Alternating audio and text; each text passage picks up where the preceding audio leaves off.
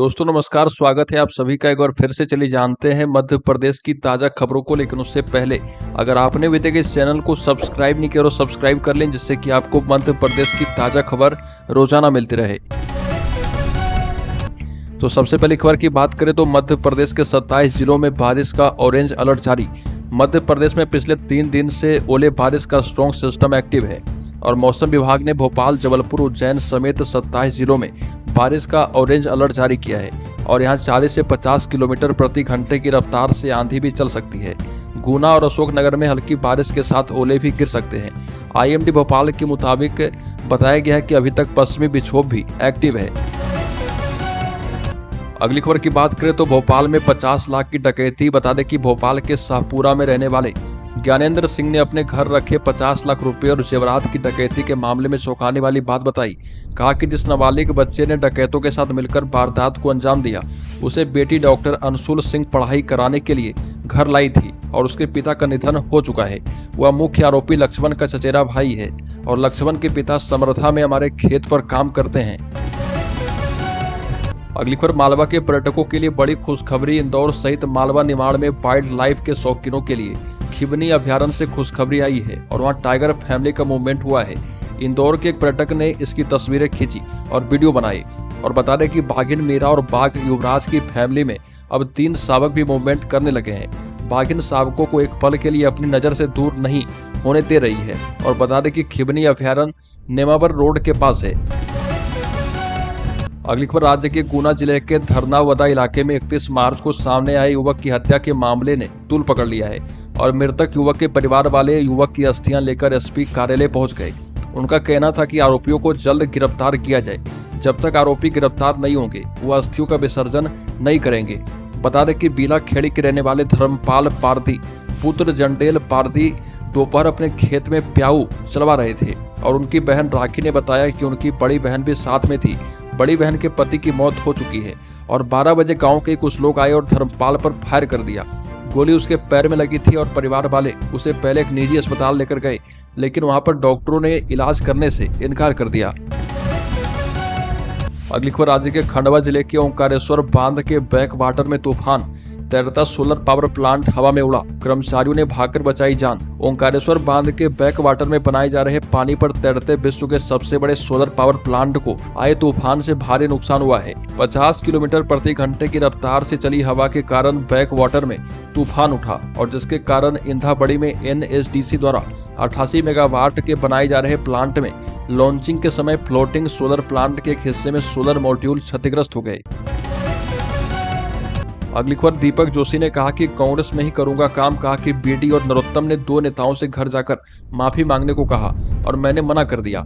BJP की new joining टोली के chief doctor Narottam Mishra ने दावा किया कि 6 अप्रैल को स्थापना दिवस पर 2,82,000 नए सदस्य बने हैं और नरोत्तम मिश्रा ने पूर्व सीएम कैलाश जोशी के बेटे दीपक जोशी की घर वापसी के सवाल पर कहा कि पार्टी में सबकी सहमति से ज्वाइनिंग होती है।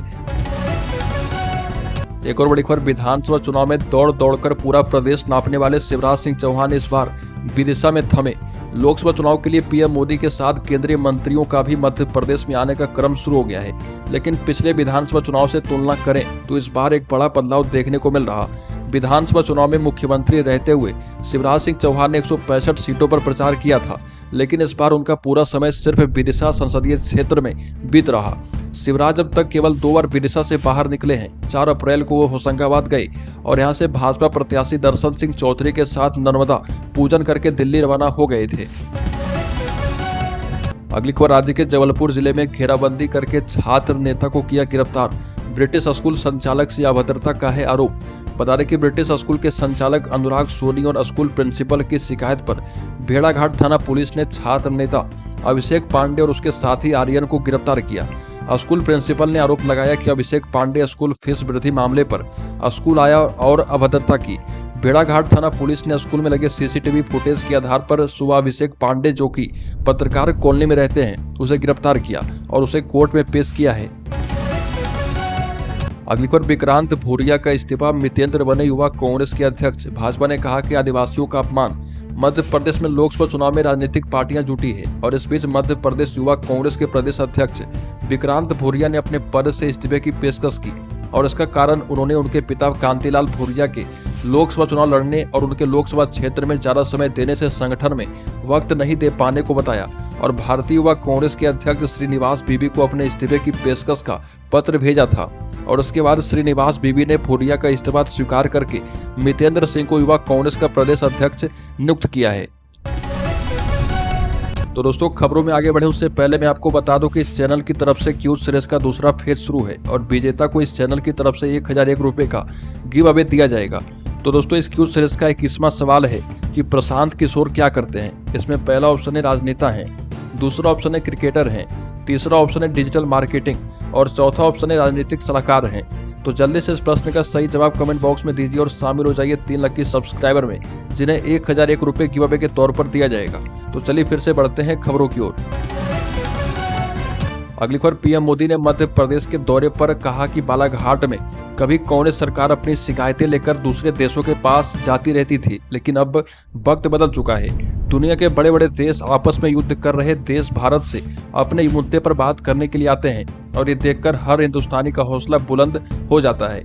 और ये भी कहा कि आज़ादी के बाद दशकों तक कांग्रेस बहुत ही पुरानी सोच पर चली।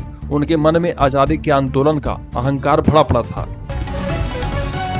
अगली खबर, माध्यमिक शिक्षा मंडल मध्य प्रदेश की ओर से शैक्षिक सत्र में कक्षा 5वीं की बोर्ड परीक्षाएं 6 से 13 मार्च तक एवं 8वीं कक्षा की बोर्ड परीक्षाओं का आयोजन 6 से 14 मार्च 2024 तक किया गया था और एग्जाम संपन्न होने के बाद बोर्ड की ओर से कॉपियों का मूल्यांकन किया जा चुका है और पिछले पैटर्न एवं रिपोर्ट्स के मुताबिक 5वीं एवं 8वीं क्लास का रिजल्ट 10th 12th रिजल्ट से पहले घोषित किया जाता है और इसलिए अनुमान के मुताबिक 5th और 8th का रिजल्ट इसी सप्ताह में घोषित किया जा सकता है।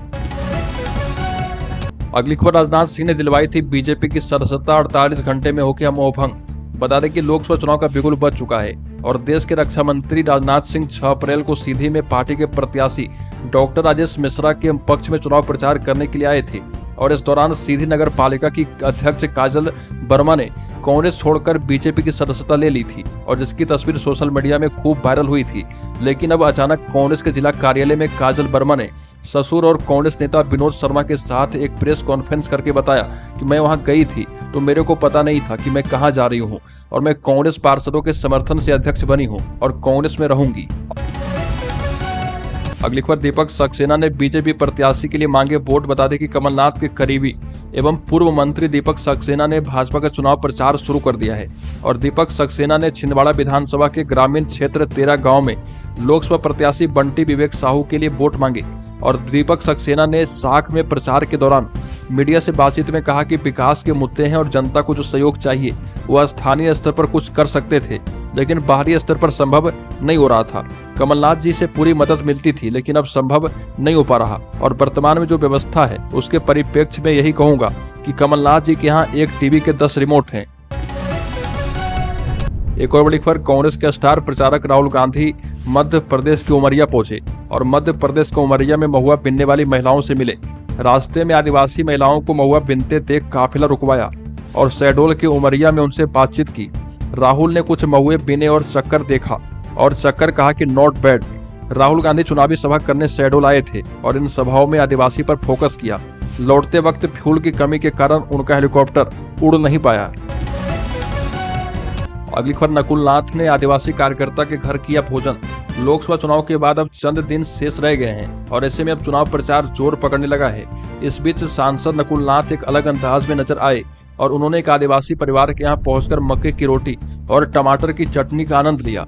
दरअसल जुनार देव के अंतर्गत आने वाले आदिवासी अंचल रामपुर के चिचोली में आदिवासी नेता सरवन नरनरे के घर नकुल नाथ अचानक खाना खाने पहुंचे थे और उनके साथ पूर्व मंत्री बाला बच्चन मौजूद थे, जिन्होंने मक्के की रोटी खाई और आदिवासी परिवार से चर्चा की। एक और बड़ी खबर, मध्य प्रदेश के बालाघाट में पीएम मोदी ने कहा कि अब तक जो विकास के कार्य किए वो तो फुलझड़ी हैं, अभी तो विकास के रॉकेट को और भी ऊंचाई पर लेकर जाना है। पीएम मोदी ने कहा कि अभी तो ये ट्रेलर है, अभी भारत को नए मुकाम पर लेकर जाना है। ये भी कहा कि मोदी मौज करने के लिए पैदा नहीं हुआ है। पीएम मोदी ने खुद को भगवान महाकाल का भक्त बताया। उन्होंने कहा कि मोदी या तो महाकाल के सामने झुकता है या फिर जनता जनार्दन के सामने झुकता है।